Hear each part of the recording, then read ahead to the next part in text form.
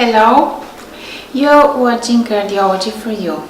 I'm Associate Professor Siva, and today I have decided to talk about a more difficult topic. It's about the way to assess the flow of the coronary arteries non-invasively by echocardiography. Since this is a relatively large topic, I have divided it in two parts. The first one that we will talk about now is about indications and the prognostic significance. The second one is more technically oriented with tips and tricks of how to do this coronary flow velocity assessment. So I think that it would be also interesting for you. So let us see now why we have to assess or need to assess coronary flow velocity and coronary flow velocity reserve. Because of course there is always a need for another method to demonstrate the flow in the coronary arteries and the significance of the coronary artery stenosis, and this enhances the teamwork between echocardiographists and invasive cardiologists, which is always a good thing. We should know that there are two ischemic cascades, the classical one and the alternative one. So let us first speak about the classical ischemic cascade.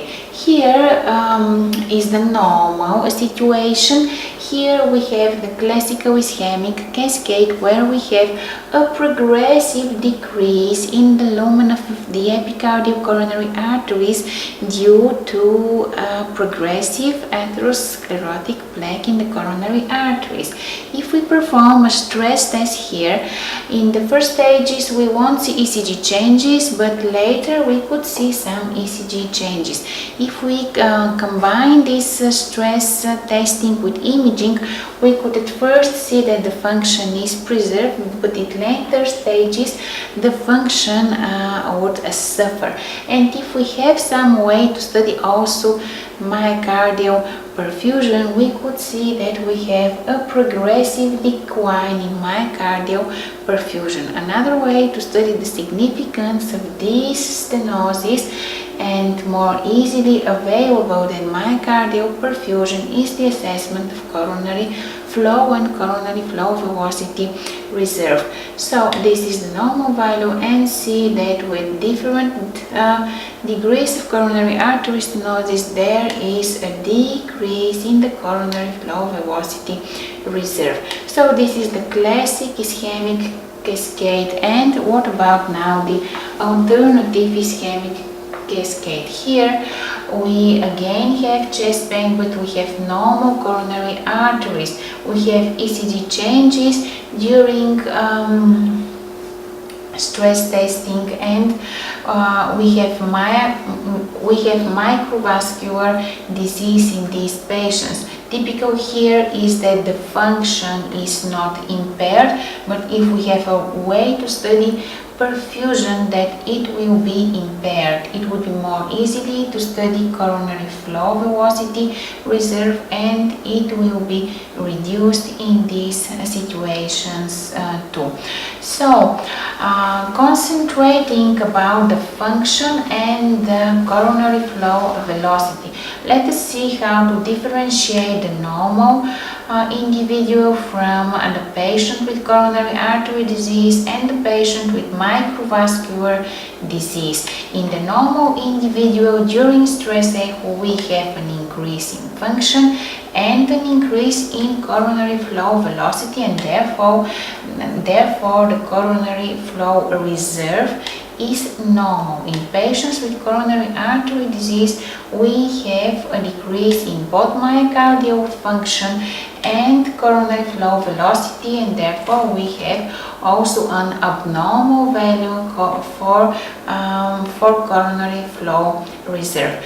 What we have in microvascular disease patients, they stay, so to say, in between these two categories, because we have we do not have a decrease in myocardial function, but we have not an enough increase in the coronary flow, and therefore the coronary flow reserve is abnormal also in this situation. So what is the concept why we need to evaluate the CFR? Because it reflects more strongly the total atherosclerotic burden, endothelial function and small vessel disease compared with the focal LAD stenosis only. And here is a relatively small study of 86 patients with established LAD stenosis between 50 and 75%. They are left on medical therapy and followed up for 3 months, and you could see that those of them with a CFR of more than 2, the normal CFR, they have excellent prognosis, while those of them with CFR of less than 2, they have decreased spontaneous event-free survival. And now this is the largest up-to-date study of the CFR assessment of more than 4,000 patients, this time with known or suspected coronary artery disease, and this time combined with the stress echo with analysis of wall motion abnormalities. You could see that those patients with CFR less than 2, abnormal CFR, these are the red curves, they have increased overall mortality compared to the patients with a CFR which is more than 2, these green patients. And this holds true as well as for the patients with abnormal stress echo, that is with inducible wall motion abnormalities. These are the solid lines, and also with patients with a negative stress echo, and this means the patients without inducible wall motion abnormalities, the dotted lines. So assessing CFR have an additional value to the stress echocardiography. Also assessing CFR have the incremental value, also over myocardial scintigraphy, and you could see that those patients with a negative CFR study, so with a normal result of a CFR study, have better event-free survival regardless of the fact if their scintigraphy is normal or abnormal. Also, those patients with a positive CFR study have a worse prognosis independent of the fact if the scintigraphy is normal or abnormal. Of course, the worst prognosis we have in the patients who have both an abnormal CFR and a scintigraphy study. Now we go to the part of how to measure CFR, and this will be further discussed in my part 2 of the CFR assessment. But in brief, CFR in fact represents the ratio between the maximal or stimulated coronary blood flow induced by a coronary vasodilator and the baseline or the resting blood flow, and as a ratio it is a dimensionless variable. It could be measured as the maximal flow velocity, usually at diastole and averaging 3 cardiac cycles, but it could also be measured with the mean flow velocity expressed as a VTI without influencing the final reserve because it is a ratio. This way with the VTI is a little bit more difficult, so I recommend the first one. Let's see some examples. Here you could see a modified 3-chamber view with zoom on the apex, and you could see this little flame of red, which is typical for the flow in the LAD. Here the heart rate is a little bit faster, the flow is a little bit more chaotic, and this little red flame is not so easy to define. But if we get the pulse wave Doppler, if we are not sure, you could see if we have the diastolic flow, which is typical for the coronary arteries. Let's see it in more detail. This is the first example with the clearly defined and very nice flame of red, very typical for the LAD. And here the second example with not so clearly defined, and because of the fast heart rate, I could not be sure if it happens during systole or during diastole. If in the first case we perform the pulse wave Doppler, then we see the typical diastolic flow, and we could be sure that this is the flow in the LAD. But in the second case, with a more atypical presentation, we could not be sure. Of course, not every red flame at the apex of the left ventricle is by default the LAD, and if you put the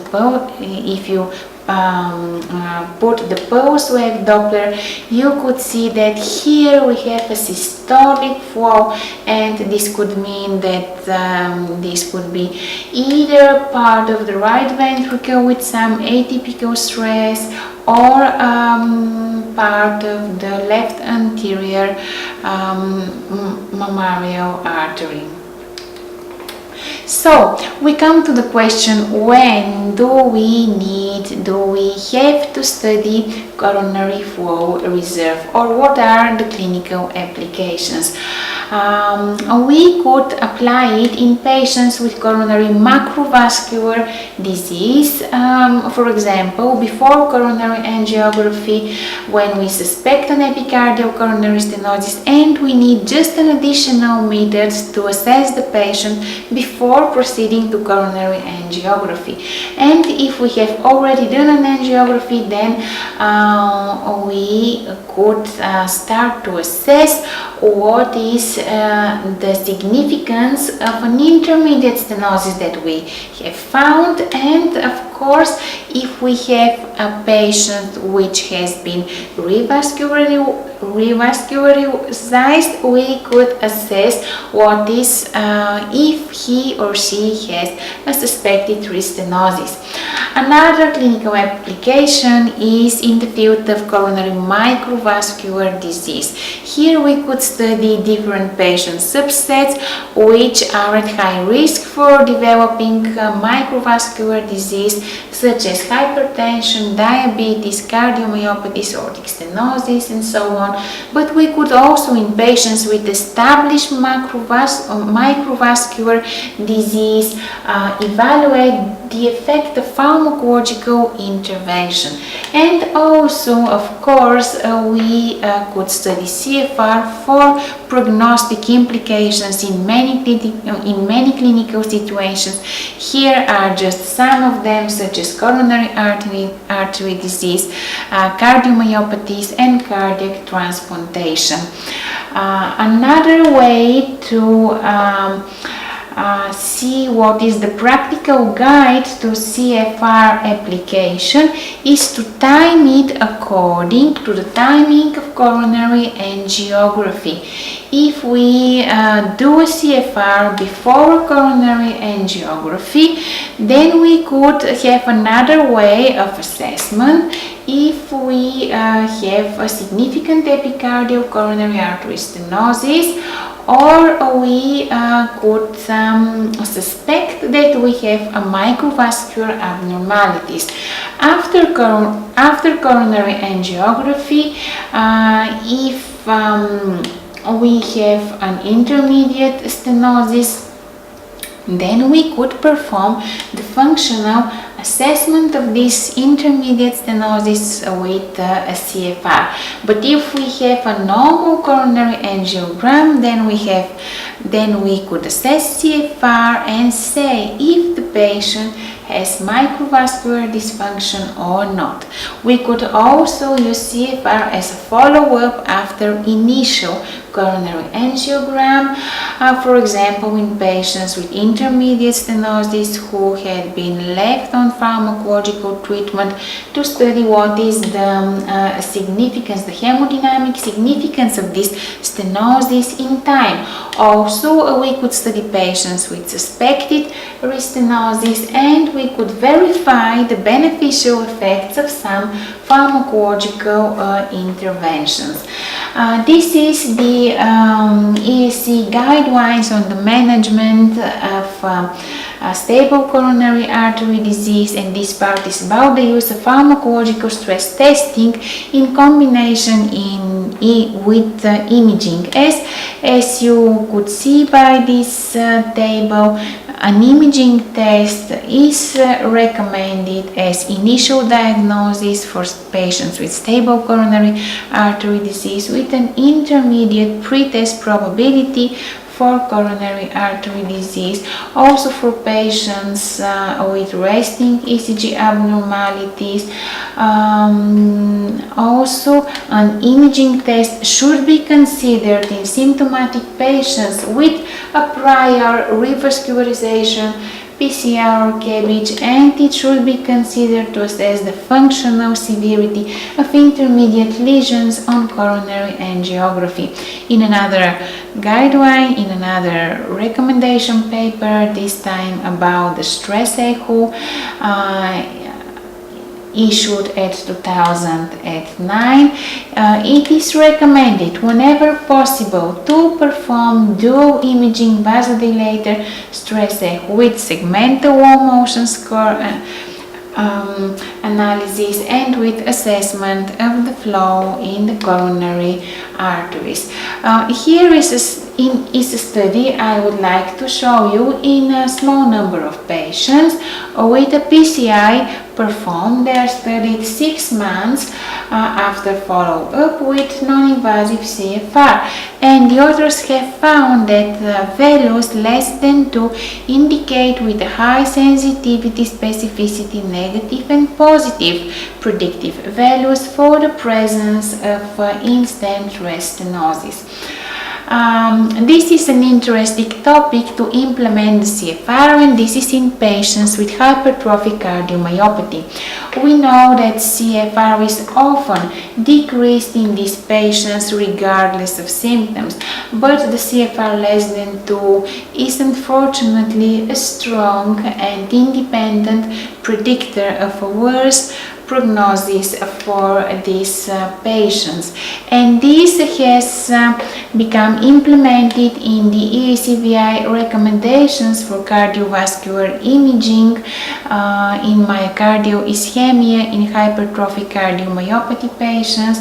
Of course, the assessment of myocardial ischemia is important, but often a forgotten topic in this kind of patients, and in these recommendations it is said that for functional assessment of ischemia, PET or CMR myocardial perfusion with vasodilators could be used, but of course they are very expensive and not widely available. Alternatively, stress echo CFR assessment of the LAD with concomitant wall motion analysis could provide diagnostic and prognostic information and may allow the distinction between obstructive coronary artery disease and microvascular ischemia.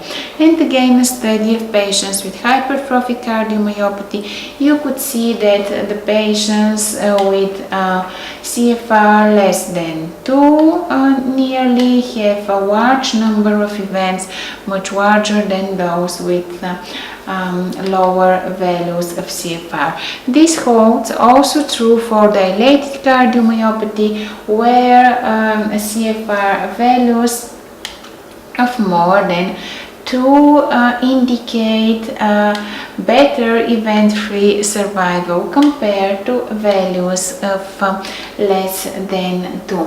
An interesting thing is to study the association of CFR with age. In a study of nearly 400 patients with a mean age of 61 with at least one risk factors but without coronary atherosclerosis, it has been found that CFR progressively decreases with age, which however is mainly due to the increase in the baseline coronary flow velocity, while coronary flow velocity during maximal hyperemia remains relatively unchanged.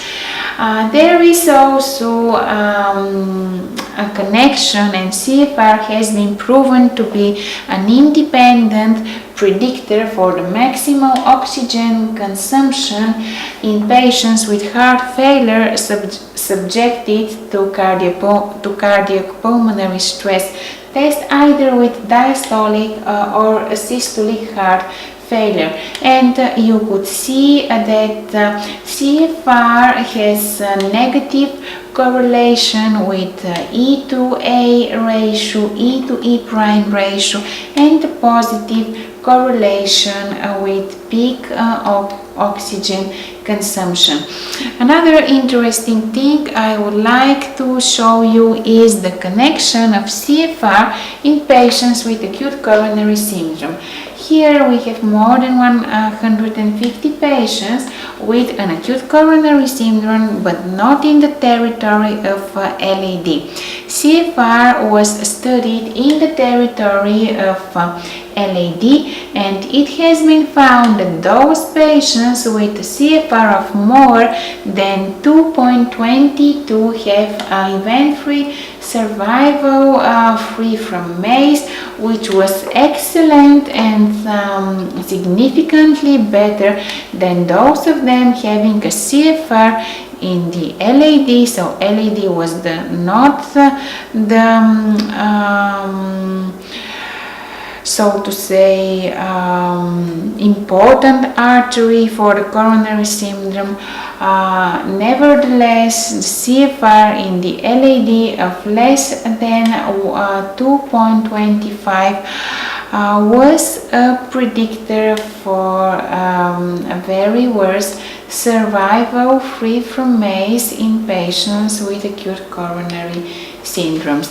So another, so to say, exotic topic is the possibility to assess the coronary flow in the coronary sinus, and it has been proven that in patients with coronary artery disease, the coronary flow reserve in the coronary sinus is significantly reduced compared to the healthy controls. Another ectopic topic is about the importance of the perforant arteries. They could also be studied by echo techniques, and you could see here in the normal situation, these are the perforant arteries. We have diastolic flow, which is forward, and reversal flow during systole. But when we have an occlusion of an epicardial coronary artery, then we have the contrary. We have a reversal of diastolic flow. So this is important to differentiate about the status of the epicardial coronary artery. It may be interesting to you to see the effect of intra-aortic balloon counter pulsation after cardiac surgery, the effect of the flow in the LAD, and you could see that in assisted beats the flow in the LAD is much larger than the flow in the LAD in the non-assisted beats. So now we are coming to the take-home messages, and here I would like to say that the transthoracic Doppler echocardiography is a reliable way to study coronary flow velocity and coronary flow reserve, with the advantage of being a non-invasive method available widely and also inexpensive. It is used to measure flow reserve in both stenosed and normal epicardial coronary arteries. In the presence of coronary artery stenosis, CFR could be useful to diagnose a significant stenosis, to assess the functional significance of an intermediate stenosis, and to monitor for restenosis during follow-up after an initial coronary revascularization. But in those patients with normal epicardial coronary arteries, CFR could be a marker to distinguish those of them who have myocardial dysfunction in very different clinical settings. This was all for now for the assessment of CFR. I hope that it has not seemed too much for you. There is a second part about the technical details, and I would be glad if you have time to see this too.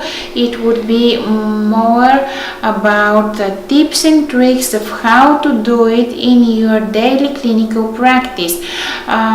Please feel free to put all questions you want in the comments. I would try to implement them in the second part of the CFR assessment. This was all for me for now. I thank you very much for your attention.